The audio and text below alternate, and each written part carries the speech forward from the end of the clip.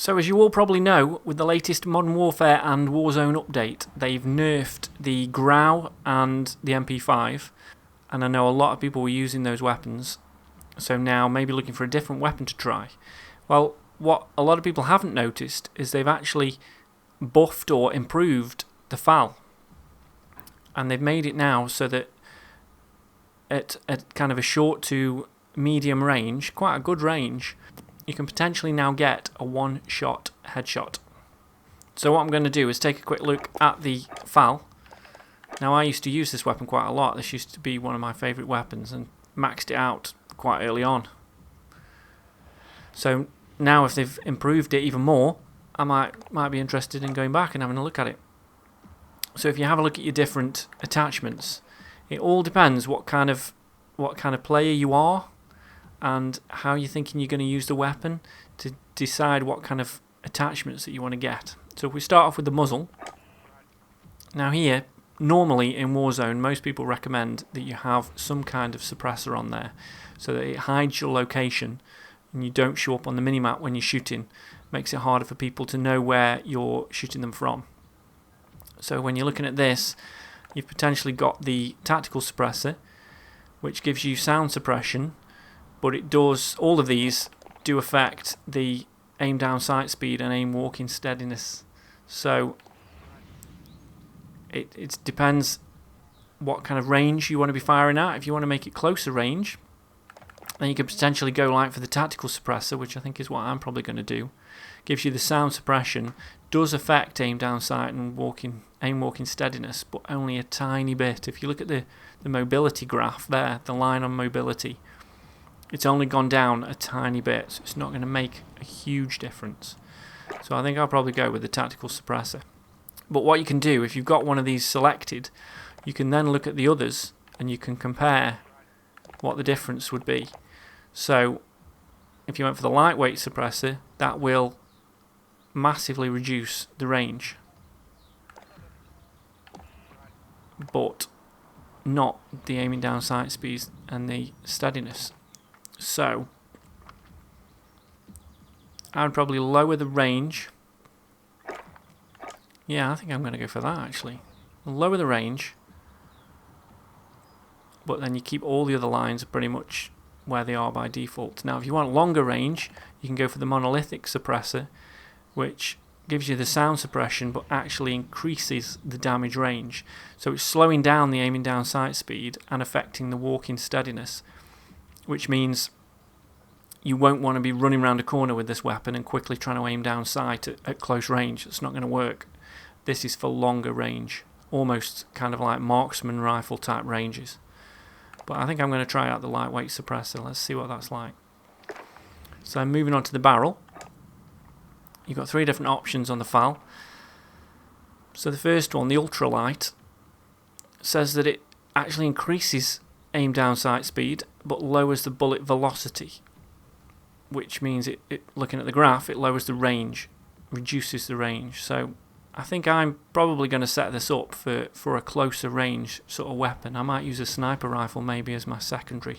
So I'm going to use this for closer range and see what we can do.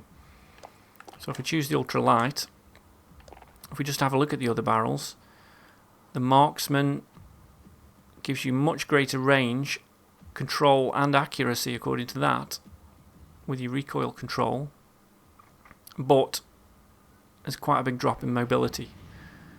So it makes your movement speed slower, makes aiming down sight a lot slower. And then the 13-inch OSW Para, that is about the same.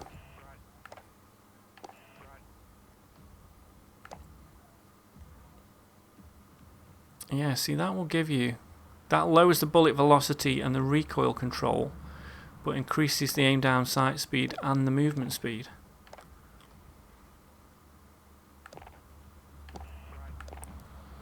And slightly increases the range.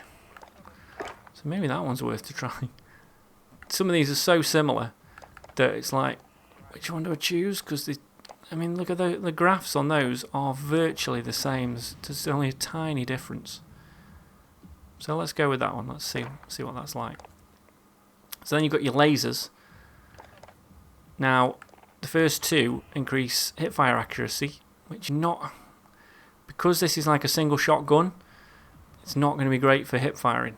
You've got to be quite accurate with your shots.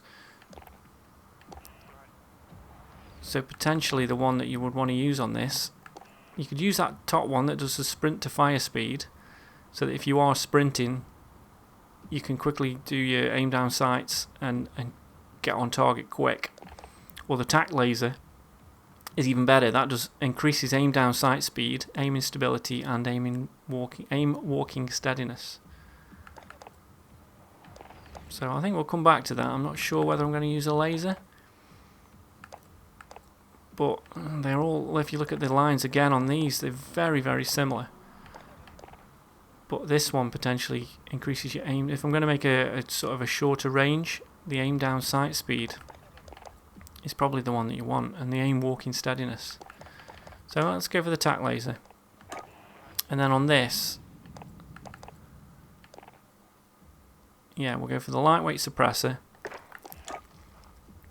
This one, yeah, the 13-inch, because it increases your mobility.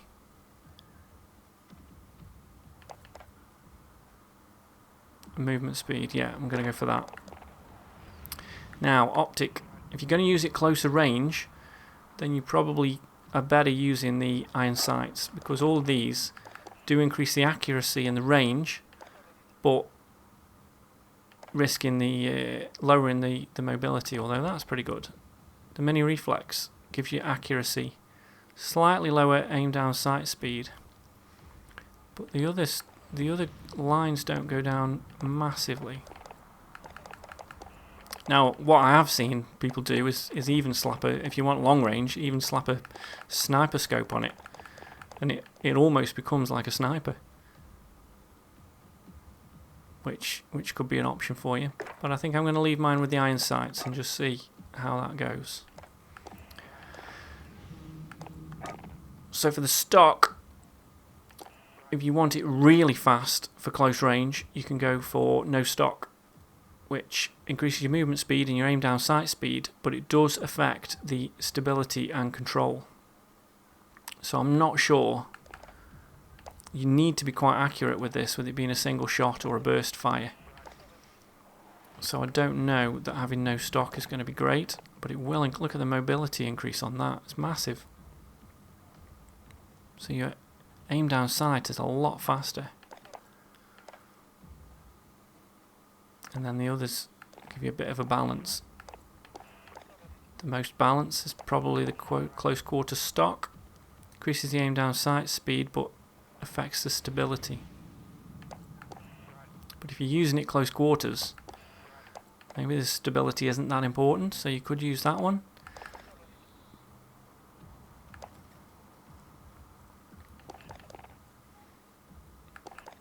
Okay, we'll come back to that one as well. So now for the perks. You've got all these different perks that you can use, but specifically around doing more damage and potentially getting a one-shot kill, then you are going to want to use the burst, 3-round burst, which is what I'm going to try out. So now we're only down to one more attachment that I can have. So let's have a look what we can get. So with your ammunition, you've got your 24 or your 30 round mags. Hopefully, if you're going to be doing potentially one-shot kills, you're not going to be needing to empty a whole mag. So, and these affect your aim down sight speed and movement speed as well. So I'm probably going to hold off using them and just stick to the standard mag. So then you've got your rear grip. So you've got aim stability and aim walking steadiness with the granulated. Aim down sight speed and sprint to fire with the grip tape. Or recoil with the rubberized. Let's have a look what else we've got on the underbarrel. So, if I want to make a fast aim down sight speed sort of gun, and yeah, you see you've got your commando grip does the recoil stabilization and aiming stability. Now that is more for, it says there, for heavy fire. So this is a semi-automatic kind of one shot or burst.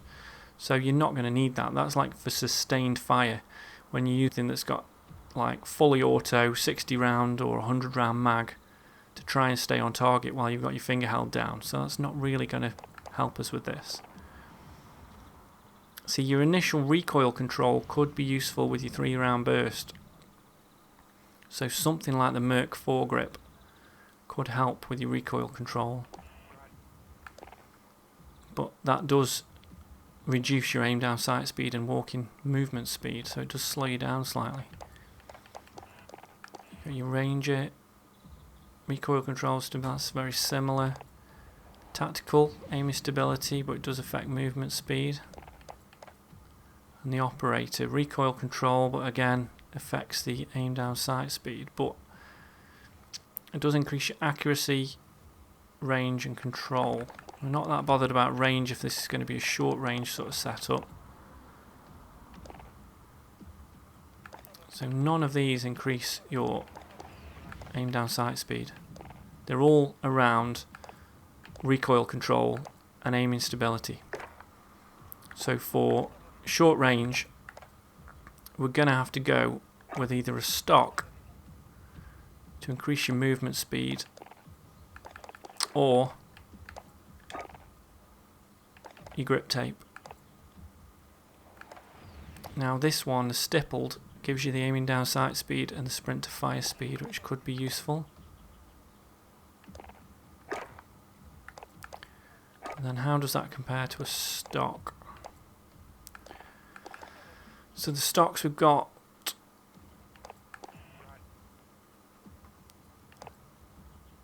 see, that increases your overall movement speed,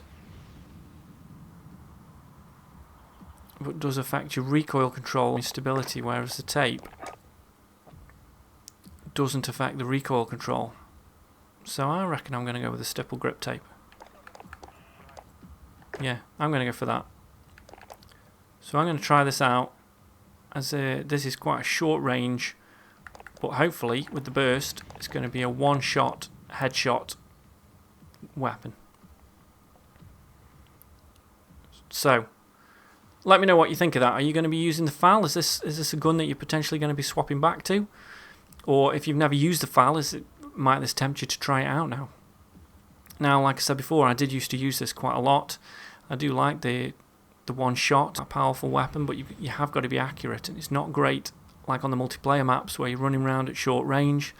It's not great for that kind of thing, but maybe in Warzone, where quite often you are going at, you have got slightly longer to get your shots.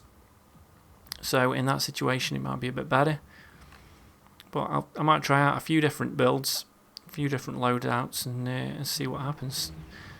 See which one's the best. So let me know what you think. Which attachments are you going to be using? Are you going to be using it close range? Are you going to make it more like a sniper or a marksman rifle for longer range, or kind of somewhere in the middle, trying to make it like a balanced class where it's as quick to aim down sight as you can, but try not to sacrifice too much of the range on it. Lots of options, lots of possibilities. So hopefully I'll get some gameplay together, get some kills with it, and make another video. Go watch 'em.